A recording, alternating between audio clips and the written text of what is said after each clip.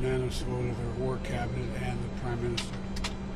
And the second thing was that I wanted to make sure there was a vehicle, a mechanism that this could happen quickly. And so I've been on the phone for the last, I don't know, we've been on the ground a while. That's why we haven't taken off. About an hour. With El Sisi. I don't think I was on that long. It was about probably half an hour. And both my team here was with me. And he agreed that what he would do is open the gate on to do two things. One, let up to 20 trucks through to begin with. Satterfield, my ambassador, is down there not down there, in Cairo now. He's going to coordinate this. He has my authority to do what is needed to get it done. They're going to patch the roads. They have to fill in potholes to get these trucks through. And that's going to occur. They expect it will take about 8 hours tomorrow. So there may be nothing rolling through until, what's today? What's the track of days? Thursday? Wednesday? Probably until Friday. And that's the Rafah crossing you're talking Yes. about? Yes, for this purpose. For this purpose.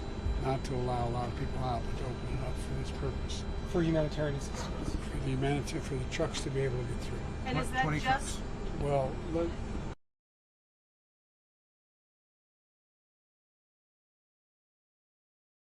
Up to 20 trucks. This has been a very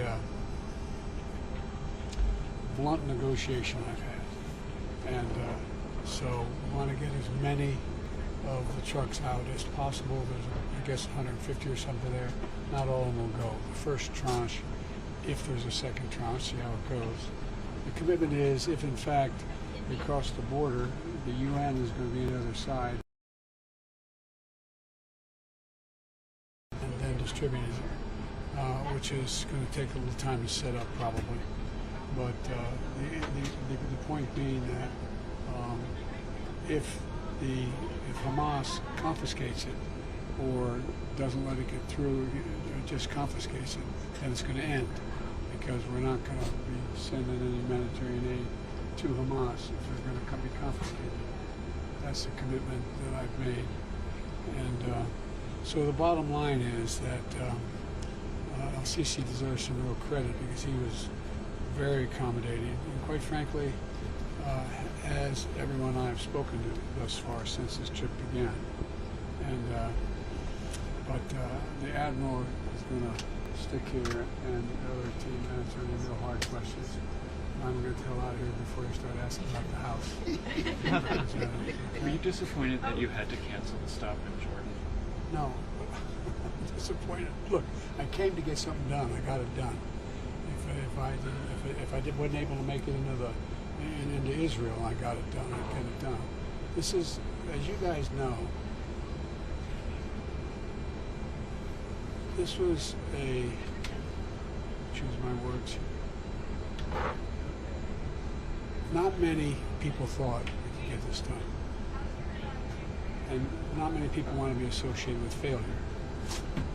And there was, quite frankly, a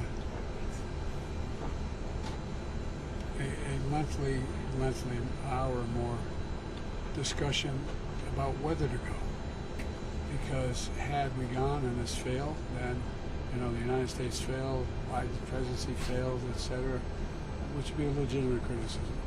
And right now, I have a very good relationship with the Jordanian king. It's close. I know him well, and I also spent time on the telephone in the past with the Palestinian Authority leadership, but they're all in a tough spot. No.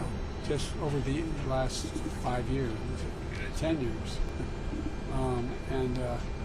but we're putting all of them in a tough situation if we didn't get this done. And so it had to be, in my view, we either took all the blame or not put anybody else on the spot up here, put in the spot, or get it done. And I thought it was worth taking a chance to get it done. So Tony, to Sisi for quite a long time to work this out. Was he reluctant to do this? He was completely cooperative. Okay. I've had a decent relationship with him. He's got his own problems on other issues. He's got his entire border. There's wars going on every side of this country, so he was. I've known him a while. He was, fair to say, very cooperative. I mean, there was no. I thought I'd have to spend more time trying to convince him on the timing, but he still stepped up, and as did Bibi, and I was, as you well, they probably told you, I was very blunt with the Israelis, because look, Israel has been badly victimized, but you know, the truth is that if they have an opportunity to relieve the suffering of people who have nowhere to go, they're going to be, it's what they should do.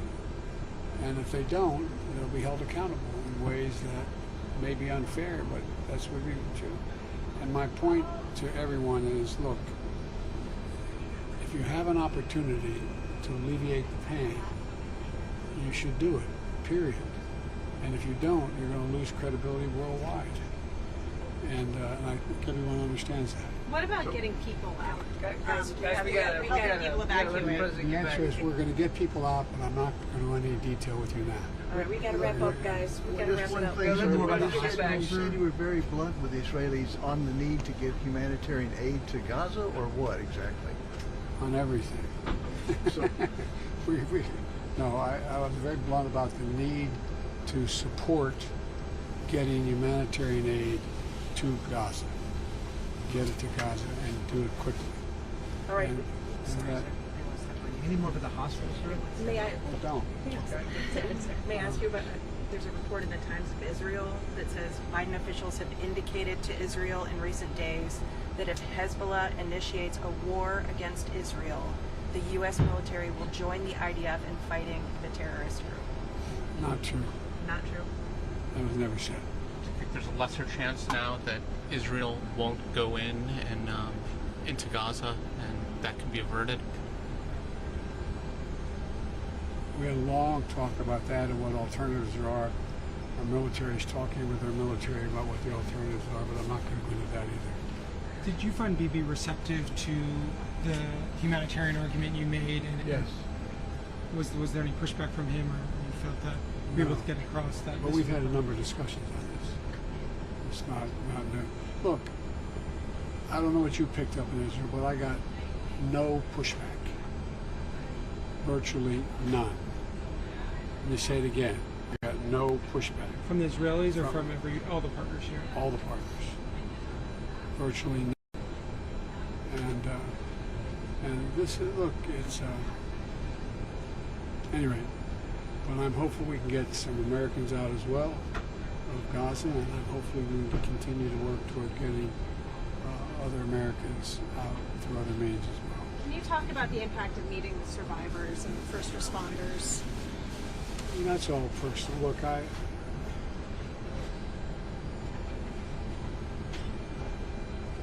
spent an hour and a half about 17.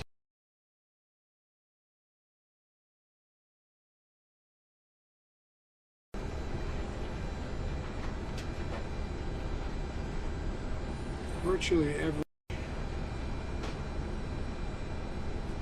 mass shooting, every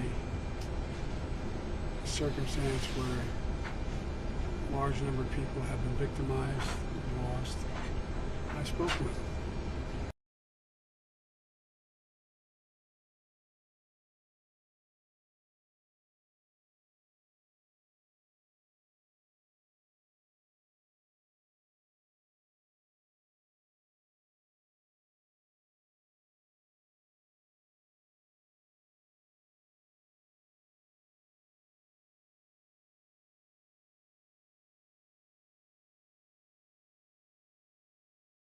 Service.